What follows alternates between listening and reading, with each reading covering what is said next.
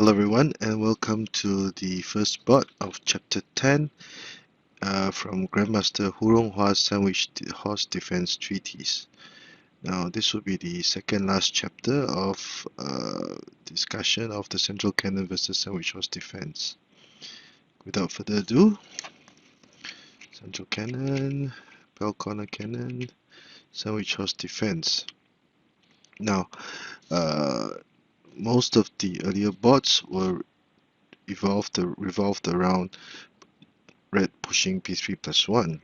However, in in chapter 10, red would push p7 plus 1 forward. And since red has decided to push p7 plus 1, black would do the same thing. Now, there were three major variations, three bots for this chapter. In the first bot, c8 plus 2 will be the topic of discussion for this bot. Now, by playing c8 plus 2, this will be the riverbank cannon. Red will use the cannon to patrol the riverbank and hopefully push p3 plus 1 to trade pawns and allow his right horse to develop.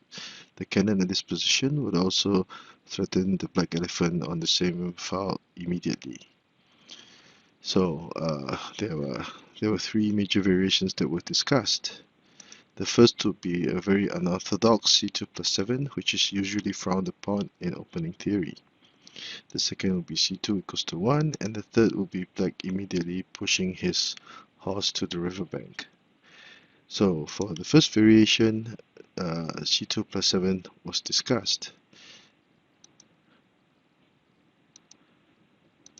Now, in this variation, black had used his cannon to trade for the red horse that had not moved, hoping to pin the red cannon, and in this file. The red chariot will now be unprotected, and one of the main lines or important lines would be this file on the board. However, as can be seen later on, this would not be a good option for black, because black would now advance his cannon for the pawn rank cannon on the board and be prepared to capture the central pawn if needed.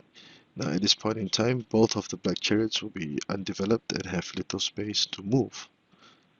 So now c8 plus 2 will be advocated. However, what would r2 plus 6 be a better option? It would not seem so, because once this chariot was allowed to move to the riverbank rank, black will be able to handle red's aggressions very easily, because the chariot would still be pinning the cannon and the red chariot and gray cannon in this file. So red would have to think twice before pushing the pawn forward. And as for this horse, it can be easily dealt with. If red played r2 equals to 3, black would simply advance his chariot to protect the horse. And at this point in time, perhaps only red central cannon would be mobile. So that is why r2 plus 6 would not be advocated, and instead red must push his cannon forward to limit the space or development of the black chariots. So in the first variation, black would then move his horse to the riverbank. Red would attempt a fork. Black would take the opportunity to protect the cannon in this manner. Attempted fork, and black would choose to capture the pawn to gain an immediate pawn advantage. h6 plus 4 would not be advocated, because if black did so, red would immediately traverse his cannon to the 9th file and apply and prevent the horse from capturing, and also readjust his formation such that it will be more stable and firm. So in this way, although black would have a lone horse attacking, it would not be able to do much unless black was able to provide some backup. Hence, h6 plus 4 would not be as good as h6 plus 7. And red will continue with c5 equals to 7 to attack the horse in this file. Red will still maintain a short advantage, a slight advantage, sorry. So this capturing the horse would not be a good idea for black. So in the second variation, black would choose to play c2 equals to 1 to prepare to develop his right chariot.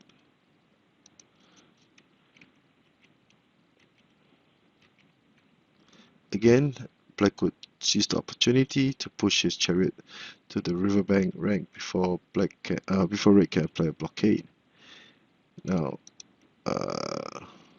would it be a good idea, instead of developing the left chariot, would it be a good idea to try to trade pawns and free the right horse for development?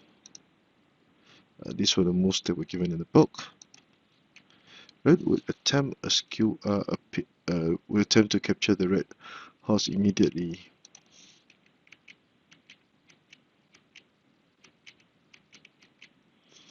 And at this point in time, by using the riverbank chariot, black would have traded both pawns and allowed his horse to develop very soon in the game immediately. So black would have an easy time in the ensuing phase. So that is why p3 plus 1 was not a good idea. Instead, r9 equals to 8 should have been played.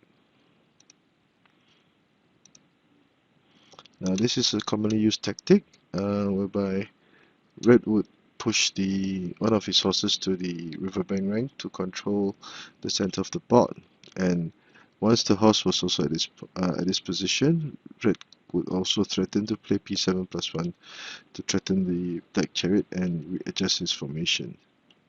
So at this point in time, black should consolidate his defenses with e7 plus 5. He should not try to trade horses, because, as mentioned earlier, this pawn would make a lot of mischief,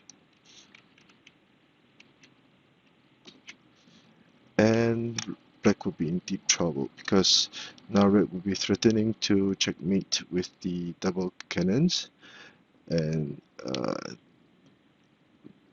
black would have a hard time trying to deal with the cannon. If black played r3 equals to 5, red will counter with c8 equals to 5, pinning the black chariot to the central file, and red will have an even bigger advantage. Hence, that is why consolidation of the central file would be recommended at this point before black would try to trade horses if he wanted to. So again, the pawn would make mischief, forcing the black chariot to move away, capturing the central pawn, check, and at this point in time, red would still have the advantage, because now the heaven and earth cannons would be in place. So there would be many options for red to continue to attack from. Hence, this is why when red played c8 plus 2, neither c2 plus 7 nor c2 equals 1 would be a good idea. So, in the book, perhaps the best counter for black in this situation should be to push the horse to the riverbank immediately. Now, this variation would be to black's favor. After pushing h8 plus 7, red will continue to develop his left horse as a proper horse. And again, black would consolidate his central file. But there would be an important thing to note.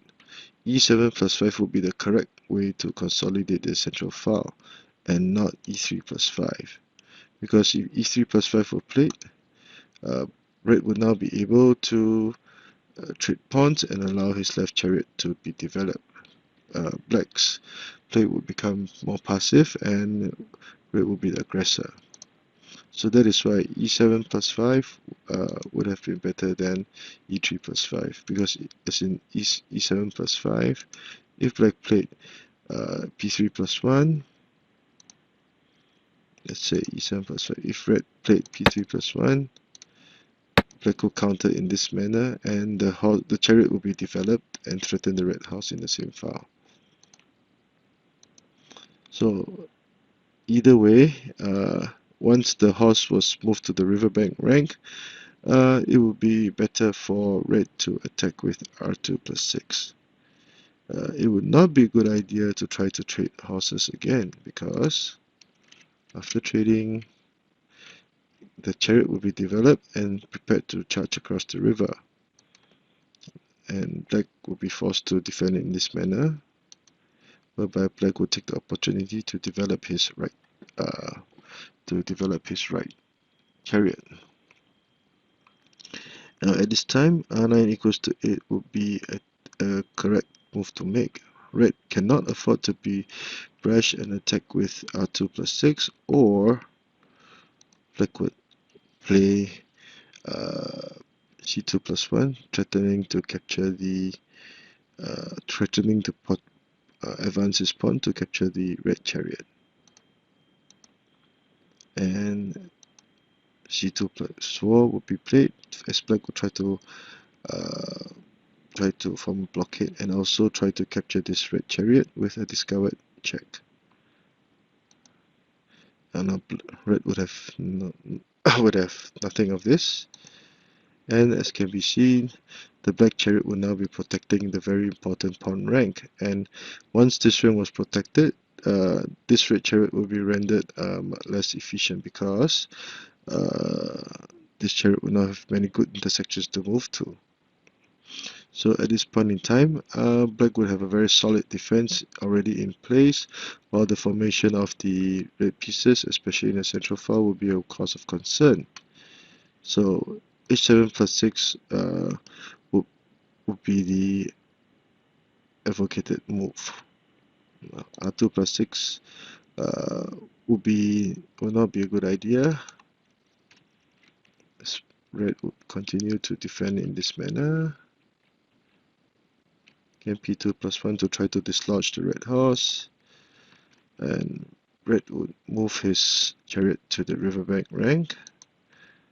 It would not be a good idea to play c8 minus 1 at this point in time. Protection. And black would have now seized the initiative, because the red chariot would have moved too many times.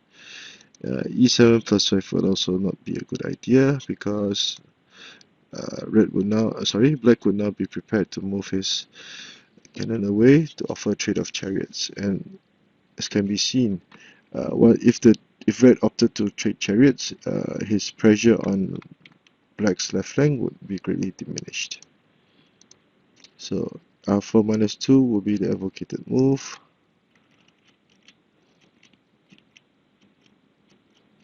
And it will be an even game in this situation. So a short recap. This will be the position of discussion, whereby red will push c8 plus 2 for the riverbank cannon. There are three major variations. r2 plus 7, which will be to red's advantage. c2 plus 1 would also be to red's advantage. Only h7 plus 6 will be the suggested move, whereby black would still have a very decent defense and even seize the initiative if possible. So I hope you've enjoyed this short video, and if you like the work that I've done, please subscribe to my channel. Thank you.